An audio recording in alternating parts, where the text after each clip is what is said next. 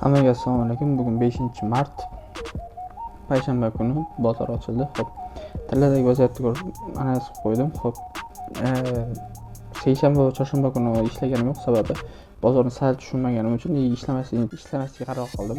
Seshanba va chorshanba kuni bozorga kirganim yo'q, lekin dushanba kuni savdo qilganman. Xo'p, Forex Factory'ga kirib ko'rsak, soat bugun 5-mart kuni asosiy yangiligimiz, ya'ni dollarga bor, soat 6:30da, hali ungacha vaqtimiz bor.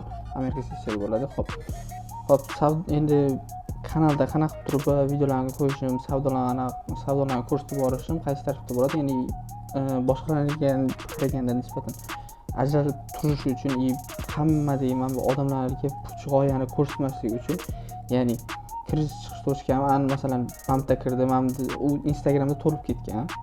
Xo'p, baykeramiz o'rtoqlar ko'rib turasizlar. Xo'p, bu videoga olib turib u oxirigacha qo'yilgan, lekin tizim ko'rsatilmagan. Meni maqsadim bo'lsa tizim bilan sizdagi bozorni ko'rsatib borish, ya'ni o'zim savdomni ko'rsatib noldan, hozir balansim yo'q, to'g'risini aytganda demo hisobda ishlab turibdi, lekin bitta bilsanglar, pro firmalarda challenge bo'ladi. Challenge'da qatnashsanglar pro shot beradi. Xo'p, o'sha hozir bitta pro kompaniyani pro shotdan registratsiya qildim. Uni ham xo'p, videosini kechroq, xo'p, shu videodan keyin qo'yib qo'yaman profilga. Xo'p, tizim qanaqa bo'ladi? Trading jurnalini hozir tayyorlab qo'ydim. Xo'p, ko'rsanglar bo'ladi.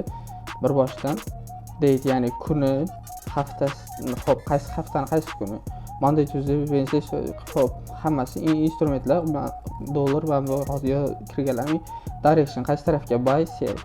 Xo'p, o'sha narsa yoziladi. Hamma narsa mana shu yerda keltiriladi. Risk reversion, enterprise, stop loss, take profit, lot size, risk, qancha strategiya, emotion, notes, ya'ni qo'shimcha before after trading viewda oldingi vaziyat, keyingi vaziyat va result.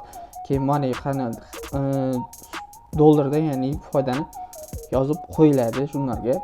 Xo'p, hozircha kutamiz. Bozorda asosiy vaziyat yo'q.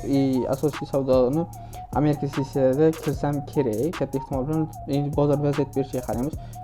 Faqatgina